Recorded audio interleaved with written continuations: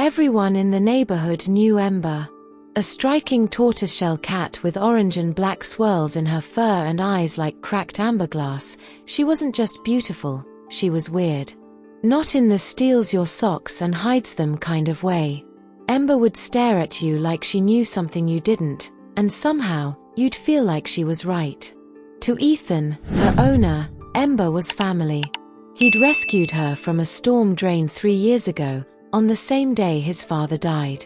Since then, it was just them, man and cat, in a cozy old Victorian house that had its fair share of creaks, secrets, and charm. But this year, as Ethan's 28th birthday approached, Ember began acting off. She'd pace outside Ethan's bedroom door at night, letting out these long, haunted cries. She knocked over candles and picture frames. And most bizarrely, she kept scratching at one specific floorboard in the hallway. Every time Ethan nailed it back down, she'd claw it up again. It was relentless. He chalked it up to stress. Maybe she was aging. Or maybe, just maybe, she didn't like Ethan's new best friend, Cole. Cole had entered Ethan's life about a year earlier. He was everything Ethan wasn't: loud, confident, and charming in that way that made people want to listen. They met through work and quickly became inseparable. Cole introduced Ethan to new crowds, better parties, and, to be honest, more trouble. But Ember hated Cole. She hissed at him constantly, even tried to bite him once. Ethan thought it was jealousy, plain and simple. "She's just protective," he'd say, laughing it off. But Ember wasn't trying to protect Ethan from change. She was trying to protect him from Cole. If you are enjoying this story, please like and subscribe to this channel. Let's continue. Ethan had envisioned a quiet night, a small circle of close friends, a bit of cake, maybe some old-school karaoke to embarrass themselves with. Something soft. Something simple. After everything that year had dragged him through, he wanted peace more than presents. But Cole, as always, had a different vision. "You're turning 28 in a haunted house with a demon cat," Cole had scoffed, raising a brow. "You need a real party. One people remember." Ethan hesitated. A tight feeling curled in his chest. Cole's parties were always too much, too loud, too crowded, too unpredictable. But then Cole smiled, that disarming smile, the one that always made Ethan doubt his instincts. Against his better judgment, he said yes. The transformation was fast and overwhelming. By nightfall, Ethan's old Victorian home looked like a scene out of a Netflix drama. Neon lights pulsed through the windows. A rented DJ booth throbbed in the corner of the parlor. Towering platters of gourmet food were laid out like offerings. Bottles clinked, laughter echoed, strangers filled every room. Ethan barely recognized his own home. And Ember. Ember had vanished. As guests kept pouring in, people Ethan had never even met, Ember was nowhere to be seen. She wasn't stalking the hall or perched on her favorite bookshelf. Instead, she had retreated beneath Ethan's bed, where she curled into a tight ball, growling in a low, steady rhythm like a kettle about to boil. Then, at 10:03 p.m., everything changed. Ethan had just taken a sip of something citrusy and strong when he saw her, Ember, slipping out from the shadows like a phantom. But there was no fear in her movements. No panic. Only precision. Her fur bristled, her tail flicked like a metronome of warning.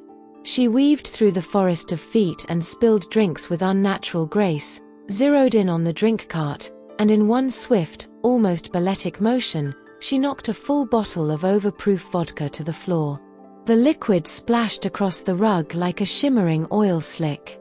Before anyone could react, Ember was already airborne, leaping onto the table where 2 flickering candles sat dangerously close to the edge. And with a swipe that looked more like a calculated strike than a clumsy accident, she shoved one over. The flame met alcohol-soaked fabric. The fire roared to life. In seconds, the living room erupted into chaos. Screams sliced through the bass of the music. Guests shoved each other to get out, drinks hit the floor, someone tripped and went down hard. The fire spread with terrifying speed, climbing the drapes, licking the edges of the furniture, devouring everything in its path. Ethan, stunned, tried to put it out, grabbed a jacket, tried to smother it, but the fire wasn't slowing down. It was as if it had been waiting, ready to explode at the smallest invitation. By the time the first fire truck arrived, thick black smoke was billowing from the windows. The ornate crown molding Ethan loved so much had already crumbled. Half the living room was gone, swallowed by flames, ash, and smoke. And Ember, gone.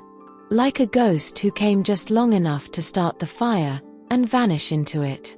If you are enjoying this story, please like and subscribe to this channel. Let's continue. It took months, long, gut-twisting, sleep-deprived months, for Ethan to uncover the full scope of the betrayal. Night after night, he sifted through scorched fragments of his life, working closely with investigators, piecing together a puzzle no one had even known was there. At first, the police had brushed it off as just another house fire. But the contents of the hidden box, blackened at the edges, but still legible, told a far more sinister story. What emerged was a revelation that hit Ethan harder than the flames ever could. Cole had never been his friend. He hadn't randomly entered Ethan's life. He had studied it, stalked it, plotted his way in like a snake with a smile.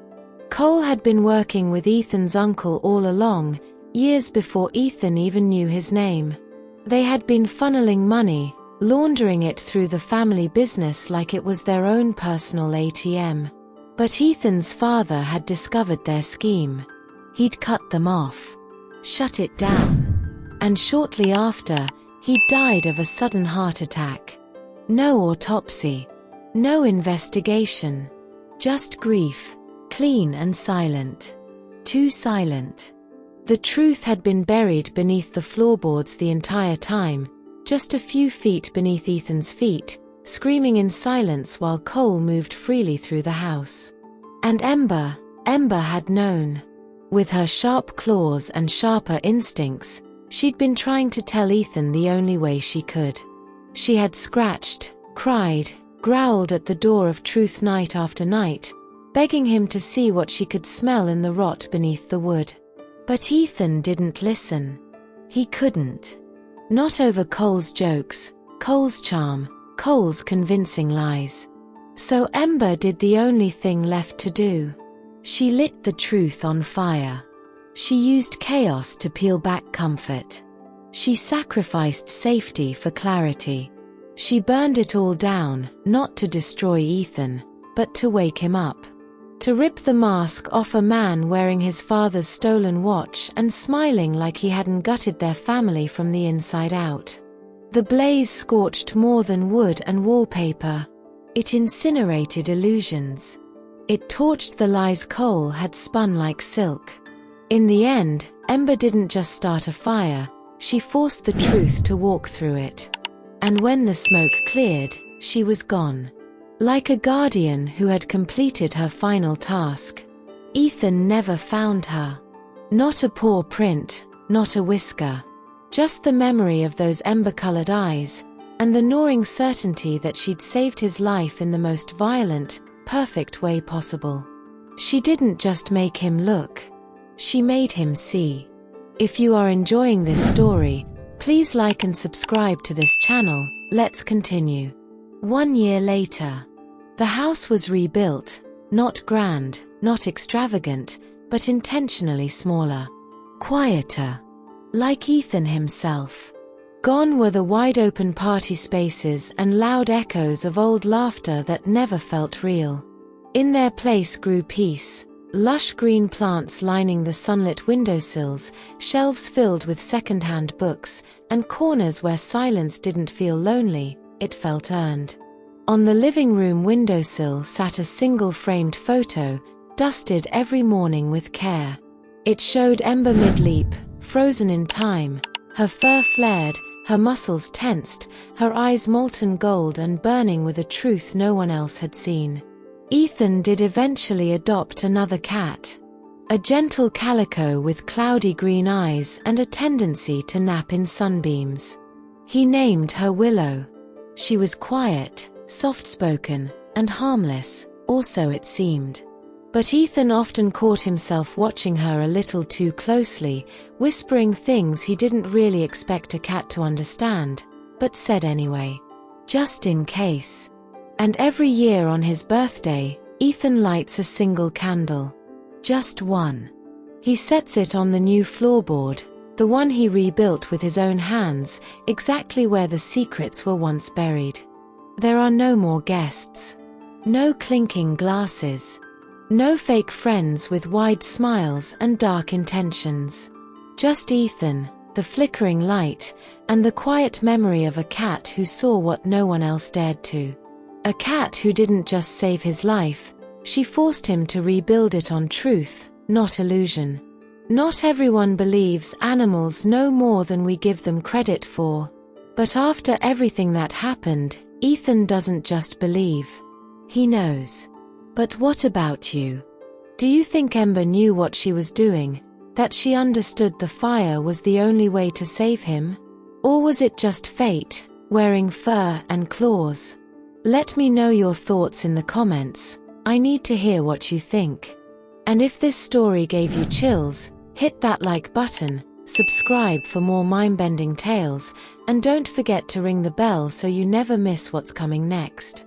Because sometimes, the most unbelievable stories are the ones that burn the brightest.